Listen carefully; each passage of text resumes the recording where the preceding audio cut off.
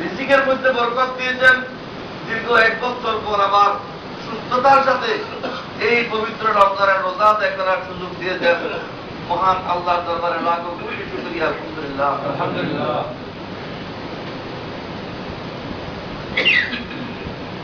রমজান মাস শুরু ছিল, পূর্ববর্তী উম্মতদের কাছেও এই রমজান মাস এসেছিল, কিন্তু এই একটানা মাস পুরো মাস রোজা রেখে বরকত হাসিল করার সুযোগ তাদের ছিল না। রোজা তাদেরও ছিল। পবিত্র কোরআনে ইরশাদ হয়েছে, ইয়া আইয়ুহাল্লাযীনা আমানু কুতিবা আলাইকুমুস সিয়াম কামা কুতিবা আলাল লাযীনা মিন ক্বাবলিকুম। হে ঈমানদাররা, তোমাদের উপর রোজা ফরজ করা হয়েছে যেভাবে তোমাদের পূর্ববর্তীদের উপর ফরজ করা হয়েছে। পূর্ববর্তীদেরও রোজা ছিল, কিন্তু রমজান মাসের রোজা তাদের ছিল না।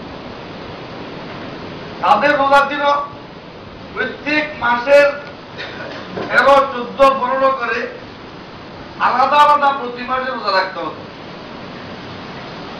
আর আমাদের রোজাগুলো একটানা 1 মাসের মধ্যে করে দেওয়াতে আমাদের রোজা সহজ হয়েছে। আলহামদুলিল্লাহ।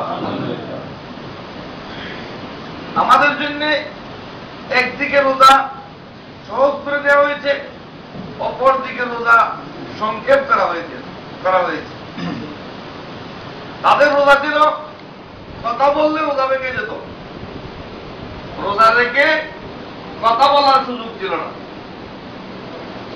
আমাদের রোজা, আমাদের ব্যবসা বাণিজ্য, চাকরি নৌকরি, যাবতীয় কাজকর্ম, কথাবার্তা চলছে, আমাদের রোজাও বহাল আছে। আলহামদুলিল্লাহ।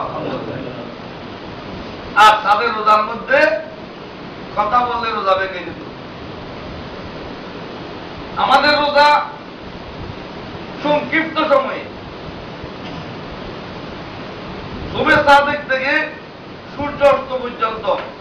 আর তাদের রোজা ছিল দীর্ঘ। সন্ধ্যার পর যেই মাত্র ঘুমিয়ে পড়েছে,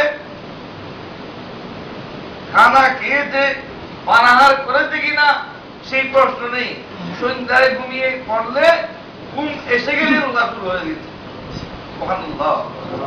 সেই থেকে পরদিন সূর্য অস্ত পর্যন্ত এই দীর্ঘ রোজা রাখতে হবে।